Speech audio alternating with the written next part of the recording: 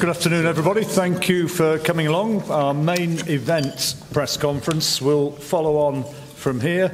But as you can see, we've got some of the very talented young fighters in the country fighting on what stacks up to be an excellent undercard. Ryan Walsh is defending his British featherweight title against Belfast's McCullough.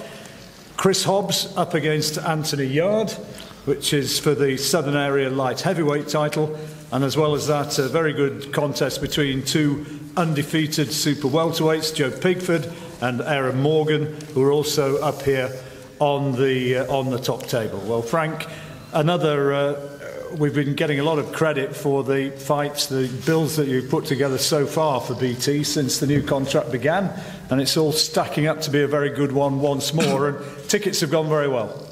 They have. It's we've got a fantastic main event which we'll be dealing with after this press conference, but it's a fantastic undercard.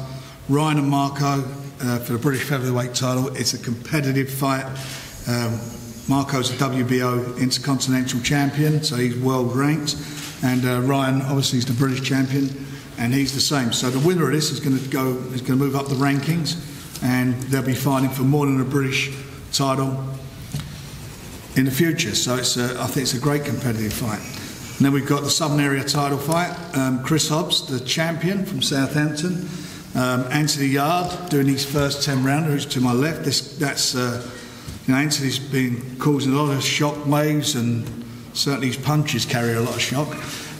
This is his first 10-rounder. We're going to see, can he do the distance? What's his chin like? All those questions that need to be answered, like you get with a lot of good prospects. They're there all to be answered. We know he's a fantastic banger. We know he's in tip-top condition. And I think, again, this is going to be a good fight.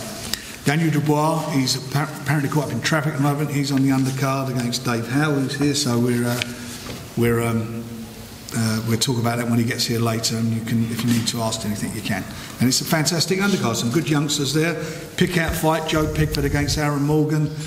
Both of them are 12-0, as they say. Somebody's always going to go, and that's got the hallmarks of being the fight of the night. So it's going to be a great fight card for the fans, as always. Absolutely. And how close are we to sell out? There's a few left, but not a huge amount. There's a few left, so you want to get your tickets, get onto Eventum, and that's where you buy your tickets, and hopefully we'll be fully sold out. The atmosphere is going to be fantastic, without a doubt. This is a good quality fight card. Let's hear from Aaron and Joe first of all. Frank's identified that super welterweight fight as potentially the fight of the night, both 12-0. Aaron, first of all, Yep. What's your thoughts on this one then? I mean, on paper, it's a fantastic matchup on paper. Both of us are 12-0. Doesn't really get any more evenly matched than that. I think it's going to be a good fight. These are the kind of fights I'm in boxing for. It's going to be a great contest, and I'm really looking forward to it. You've seen the way Joe fights. It's fair to say he never fights in a dull one, does he? No, he's never in a dull one. I'm never in a dull one, so it shouldn't be a dull one this Saturday. It should be a very good contest. What about? I mean, both of you can punch. He's a bit of a banger. You can punch as well. Chances are that this is going to be explosive, isn't it? Chances are it's going to be explosive. He can punch. I can punch. You need more than punching to get a job done. I believe I've got all the tools to get the job done. I'm really looking forward to for the fight. Well, that's Aaron's take on it. Joe, I've said that it's never a dull one when you're in there. What about your thoughts on this guy? What sort of a fight can we anticipate? No, I don't expect it to be a dull fight. Obviously, we've both got a lot of knockouts between us. I expect we both come fully prepared and we're both ready for 8 tough rounds, which I know I am, and I'm sure Aaron is. I just don't know whether he's ready for 8 tough rounds with me. I'm excited to fight, and I can't wait to get out there Saturday night. Do you think you're the more battle hardened, that you're taking him to an area where he's not been before? Oh, 100%. He's never been in a ring with me, so that he will be in a place that he's never been. But I wouldn't say none of us have boxed great standard of opponents. Maybe mine is definitely a little bit better, but nothing to judge a fight by. But yeah, we'll see Saturday. This is all just talk at the moment, so I can't wait to get in a ring and let the punches go. Are you anticipating the hardest fight of your career? Like you say, on paper it's the hardest fight of my career, but just because on paper we're both better opposition, it doesn't mean that's the way it's going to be. So we'll see if he comes and starts opening up and trying to land big shots on me, it leaves him open. So it could go quicker. You don't know. Going to be fun, Frank. Well, it is. You know, they've had 24 fights between them, and they got 19 knockouts between them. So I'd say there'll be some fireworks there, that's for sure. I've not seen the running order yet, but I think that wouldn't be a bad show opener for the BT broadcast, which is going to be starting, I think, at 7 o'clock, is it? Yeah, on Saturday. It's on BT and obviously on Box Nation, so be good. Right, well, Frank's kind of waxed lyrical, and I guess I have as well, about the punch power of Anthony Yarde, who so far has done absolutely everything that's been asked of him, and the vast majority of his fights have been over in the first couple of rounds. Here against Chris, who's alongside me, Chris Hobbs, who's the Southern Area champion, first title fight of Anthony's career. Chris, what do you reckon? What do you think of him, what you've seen so far? He's doing everything right so far. He's very powerful, we can see that, but that's all we've seen at the moment. He's quite patient so far. He looks good, but he's not fought anyone at the moment. So he's unproven in my eyes. So we're going to go out there, box our game. I'm not intimidated by his power. You know, I've been with big hitters before. Did it as an amateur. I've boxed at many weights, so I've done it at super heavyweight as an amateur, so I can do it. I'm not worried about his power. So if he's only bringing the power, I mean, it's going to be my fight. What we've not seen of Anthony, and I say this with the utmost of respect, is how well he takes a shot, because nobody really has landed anything big on him yet. No, he's looked good, hasn't he? So he hasn't had a chance to. No one's really hit him, but no one's been throwing back at him. Everyone's gone in there with he's got that aura of people are scared of him, where I'm not scared of him. So I will be there. I'll be willing to trade. I'll be willing to box. I'll be willing to do whatever to get that win. So I'm not going in there to run away, get paid, and go home. I'm there to keep my belt and then move on to something like the British title. Willing to trade? Does that play into his hands? We'll see. We'll see. We've got many plans, many different ways we can do this. We just take it as it comes, you know. We'll adapt as it comes along. Anthony, do you think that a fair number of your opponents have been afraid of you? Because you've got this amazing punch record, 9 stoppages, and I think they've all come in the first 2 rounds, haven't they? Well, first thing I want to do is thank everyone for coming, all the media. Thank you to Frank Warren Promotions, Mayville Promotions, for putting on the show. Have people been scared of me? Some opponents have. I'll openly admit that. Do I think it's going to be any different on Saturday? We have to tune into BT Sports and Box Nation to see. This is a game of boxing, and it's a long career. You get different opponents put in front of you. You get tough opponents, you get rugged opponents, you get sluggers, you get boxers. Me and Tunde, we prepare for every style you can think of. So the time for me to showcase the skills, I'm not ever looking to take a punch. That's not what boxing's about.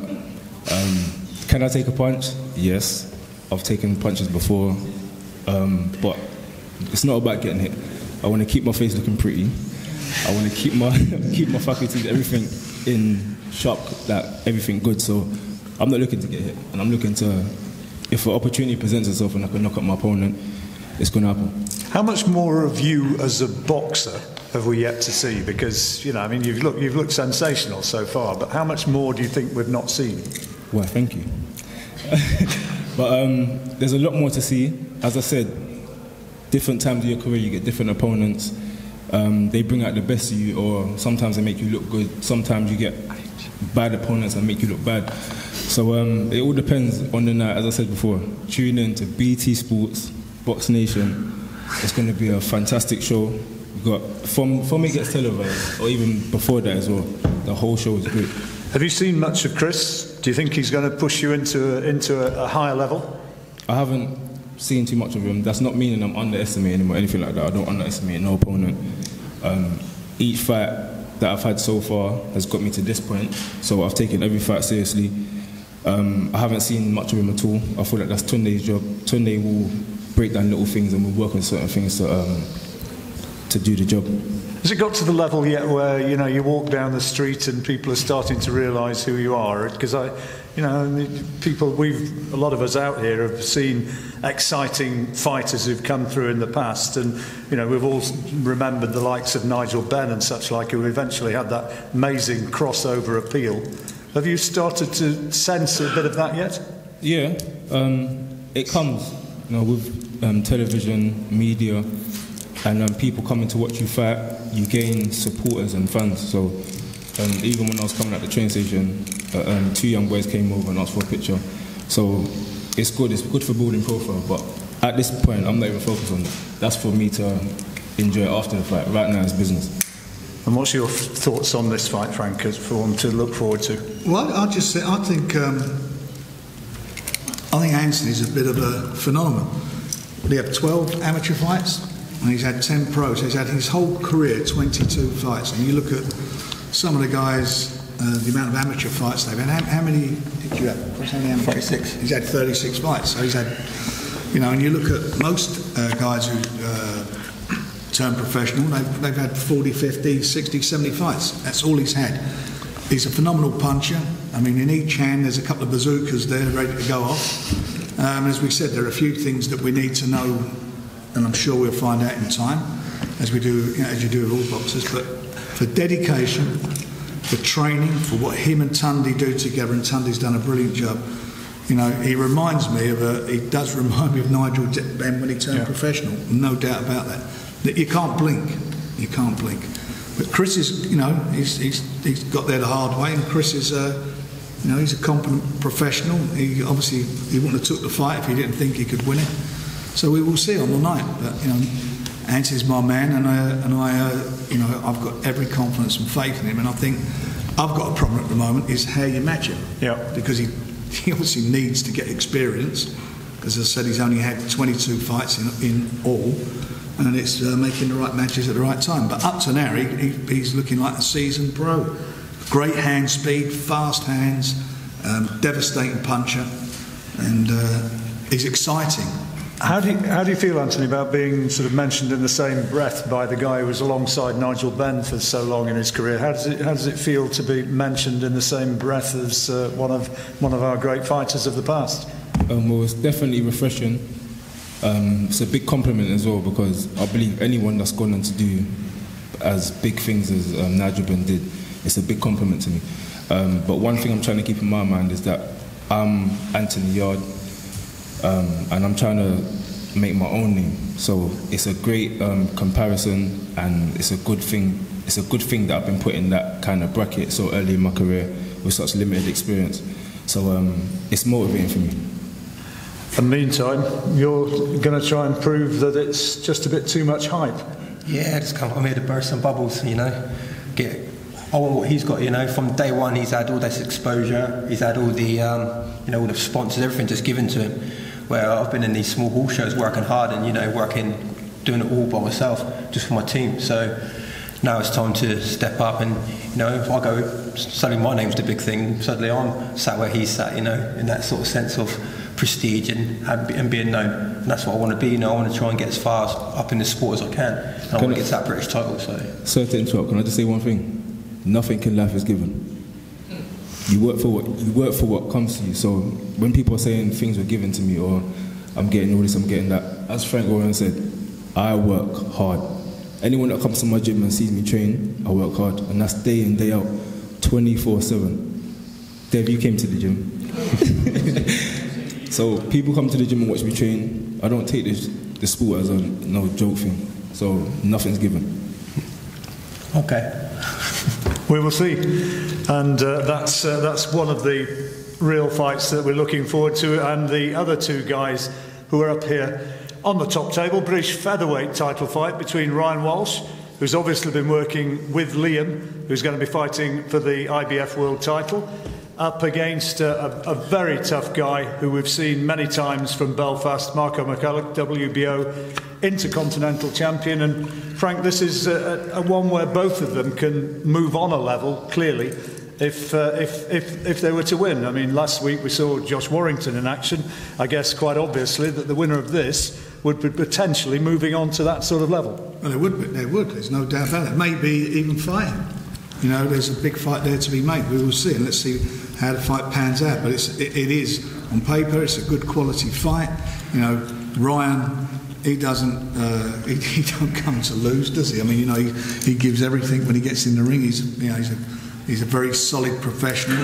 I thought he was very unlucky in Denmark when he lost there. He should have won that fight. Yeah. But he's a quality operator, and you know, this fight, being the main support bout on the card, gives him an opportunity to get himself into a great position and take Marco's intercontinental title. People say about, you know, his intercontinental titles, well, what are they? I'll tell you what they are. They get you into the top 10. They give you 12-round fights. They give you experience. And Marco's got that. He's won that. He's not coming over here to make up the numbers. He's coming to fight. So the winner of this could actually wind up in the ring opposite Josh Warrington. There's no doubt about that. And Marco's a tough guy, isn't he? I mean, we've seen that repeatedly. He's a hard lad. Yeah, he's tough. So's Ryan. So is it going to be the old irresistible force against the immovable object? We'll see on the night. But I'm looking forward to it. Well, these are good undercard fights, good quality fights, like we've had in the last month on BT and Box Nation. Marco, biggest fight that you've had for a long time. Is this the biggest of your career, would you say? Definitely one of them. Put myself through 10 weeks of pure hell in training camp because I'm expecting the best Ryan Walsh. You know, this is his last defence to keep the title. He's going to be training with his brother for the world title, so I'm expecting the best Ryan Walsh. You're going to get it, Marco. Sorry if that was a bit loud. I can promise you that. You're going to get the best Ryan Walsh. I've put myself through so much hell expecting this, and I can't wait for it. I think our two styles are going to gel, and it's going to be a real exciting fight. What about when you hear Frank mention about the possibility of going on to have a big contest, maybe against the likes of Josh Warrington or somebody similar? This is all great. This is all why I box and what I'm here for. I want to be in big fights like this, but I don't like to look past anyone. I've got Ryan on Saturday, and that's what I'm focused on. You've obviously had a lot of chance to watch Ryan. How do you beat him? We'll see on Saturday night, hopefully. But I'm expecting, and I think it's going to be one of the best fights on the night. I think our styles are going to gel, and it's going to be great. Ryan, you've been working with Liam for this one. You must be ready, to put it mildly. I've been working with Liam all my life. I've never been more ready. He's never been more ready. To think it was just for this fight would be crazy. I've been working with him my whole life. I need to go back to a point that Frank just made there so everyone in this room can be clear about something. Josh Warrington is a big fight. Why? Well, because it's 10,000 people. I'm the British champion because Josh Warrington didn't want to fight me. So everyone on the table, if you didn't know that, and everyone on Saturday, if you didn't know that, that's the truth. I was his mandatory, and then he disappeared. So if it is a big fight, well, why? Because I'm going to his backyard? No. That needs to be stated here now. I would fight anyone at 9 stone. That's been the case for how many years? Everyone knows that. Everyone knows there's a little bit of void. If you don't know it, I'm telling you now. I thank Marco for getting himself in his best shape in 10 weeks. Honestly, that just isn't enough. This is a lifetime. This is 14 years. So I don't want to run on. I don't want to get too emotional. Obviously, we've got my fight with my brother, and that's huge to me, but I know what my job is. My job's to come here, do my best, which you're right, Marco, I am prepared. I will be my best. I've never made an excuse in my life, but the one thing that's probably made me a little bit emotional is this big fight aspect with Warrington. Big fight, why? The guy didn't want to fight me. He disappeared. You know, I think 3 times we could have fight, and it never happened. So I would never look past an opponent, neither Marco. I'm exactly the same as you on that, and I respect that. So I don't even care about Warrington. But I don't like him being named in the same breath as me for what? A WBC international champion? He won a European against whoever. He never travelled. He never done nothing. I'm the uncrowned European champion. And I watch that fight. You've got your own opinions. I don't need to lie to myself. The only person who's beat me is Lee Selby. Nobody else. Not even the draws. That's a lot of rubbish too. So sorry to rant and rave, but when I hear his name mentioned as always a big fight for me, hey, what? Because I've got to go to his backyard. It's not a big fight for me. He's not big to me. He ran away from me. So. That's that with Warrington. I won't go on about that. Marco, I've been watching you since you beat Casey. I have all the ultimate respect for you. I'm in my best. I have to be. And I've been training with my brother for a world title fight. and it's helped me loads. I trained for him for his World Eliminator title fight. That helped me loads. As you can tell, every time I talk about fights, because of the aspect of the Liam's World title fight, it's making me, I need this, I want this. I've never wanted to win a fight so much in my whole life. And I've been here before, and I thank Frank for putting me and Liam on a show before. Nearly a year ago, well, just over a year ago, April 30th, we've done all this before. We've had our dress rehearsal, and I can't wait to perform for the Farmy Army, perform for BT. That's another thing for me. I've boxed on Box Nation, Sky, Santana, BT. I don't know if there's many fighters who's had an array of different broadcasters to fight on, having been on BBC, I think, as an amateur. So I'm blessed. I'm really grateful for where I am in my career. Again, thank you, Frank. I know we had a little gap there in the middle, but since I've been back, I've been very, very happy. And yeah, I've run on a little bit here. Sorry about this, John, but yeah. How tough is it going to be, Ryan? Because, I mean, you are an emotional sort of guy and you're very, very close to your two brothers. How tough is it going to be going out there for, obviously, a very important fight, defending your own title against a guy who, we don't know, he's well capable of beating you? That is not an impossibility, but how difficult is it going to be to get out there and have that sort of fight, knowing that your brother's got his world title fight, the biggest fight of his life, coming up straight after? Yeah, and this is where you get to test how professional you are, because again, I'm very lucky. I've been here with my brother in exactly the same position, fighting for a world title eliminator and a world title. There's not much difference, is there? Because you're right there. You're 36 minutes away from that. There's not a massive amount of difference from this in the sense of we both defended our British titles on that night. And then we had that feeling. I had to go back to the change room knowing if I don't come back happy, he's not going to be happy. I know this. That's the pressure, and that's something that I thrived in. From the experience I've had of it, the one man time I've had of it, that experience done me the world of good. I didn't fall under that pressure. I didn't crave in.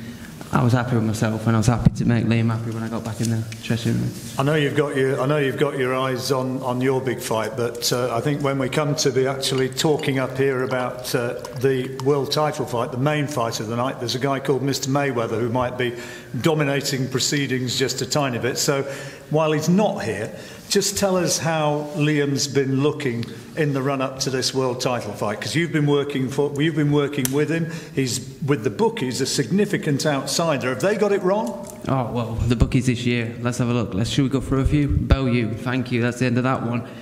There's another one, another big one. The bookies don't know about boxing, and anyone who knows boxing knows what that middle bit, that pause was about. They don't know nothing about boxing. They listen to Mayweather. They say this guy could be brilliant, but Liam Pedraza, and that was an impressive performance, by the way, but they don't get to be in the privileged position I'm in. I do see my brother. I see him from the start. I don't like using the word camp. We train all year, but this is a Pacific fight for a Pacific opponent. It started on January the 12th. So I've seen that transformation from then to here. I've never seen him been better, faster, and happier. This is the happiest I've seen him into a lead up to a fight. Why is he happy? Because he's just about to make his dream come true. And mine, and Michael's. This is a family dream. This is something that... And I know my twin brother. The most pressure I had in my life was fighting just before him, defending 2 British titles. And I know what that pressure done to me. He's going to have the exact same thing. Come Saturday night, that pressure's going to be... He's going to have a choice. He's going to have a decision. His character. You will find out about my brother's character when he walks that ring and he's got the whole world on him, plus his 3 brothers. And I guarantee he'll be a diamond. He won't be a lump of coal. I guarantee it. You are amazingly close as a family, the two of you obviously as twins, and Michael who's here as well, and you've been together right the way through. If Liam wins this, and were you to retain, and you're still together, you'd have that celebration afterwards, just try and put into words what it would mean for you as 3 incredibly close brothers if that were to be the outcome come the end of proceedings on Saturday. I was just asked this question by Michael from BT, and the happiness doesn't do it. I think right at that point, us 3 can just disappear. We were done. You know, this is it's a dream. That's a lifetime dream. It's not even real yet, so after it, but I think at that point you can just close the chapter. I'm happy. I can only go off previous experiences where when Liam won his British title, undoubtedly is the happiest single moment in my life. Undoubtedly, and Michael will tell you the same. It's just, I don't know, it's just one of the things. So a world title, yeah, I'm happy, just finish me. I'll be done, I'm happy. I'll go out on that. And all the farming army's going to be there again? Yes, my brother Michael and Graham and my friend Jim, who's the farming army founder, by the way, have done £60,000 worth of tickets, and there's still more, no doubt. So that's as impressive it comes. I think since me and Liam have been fighting together, and hopefully in the future we'll get me, Liam and Michael together, it's really rolling. The BT Boxing Nation aspect's helping loads, and tickets are very easy for nights like this, and they were for the double British title, to be fair. Marco, does that atmosphere that you're going to be walking at all? Because you know what to expect. I've done it before. It was on the Craig Framptons were Undercard as well, so I'm used to it, to be honest. I don't mind, it'll not bother me. It takes very little to annoy me, and I'm just easy going. And you're here to spoil the party, I guess? Of course, this is what I want. Everyone wants to hands on the British title, and he's the champion, and you want to fight the best. He's the best. Last word, Frank. Another good fight very good fight on what you've rightly said is another very high quality undercard. It is. They're good competitive fights, and as always, the winners are going to be the fans. Because it's the fans that count. They're the people who count in boxing. They're the one who pays everybody's wages. That's who count, and we're delivering, I believe, from another fantastic, even money fight. Absolutely, absolutely. Well, you'll have chances to do one-on-ones and photographs as well, I'm sure, for you photographers who are here, for your various organisations. Are there any questions from the floor for any of the fighters who are up here before you speak to them one-on-one? No? I think I answered all mine, John. Yeah, well, yeah, you were in good form today. Well done. I don't think I've left much. Sorry. Okay, well, thank you very much. We've got the main event, which we'll be concentrating on after that. The guys here are all going to be sticking around, so if you've got any further questions you want to put to them or speak to them about their contests and about the backstory as well. I mean, with all due respect to Marco, the whole Walsh backstory is a remarkable one. Lovely to see the three of them here doing well and continuing the story. Thank you very much, and we'll look forward to the main event in just a few minutes' time. Thank you, cheers. Thank you very much, lads. Thanks, guys.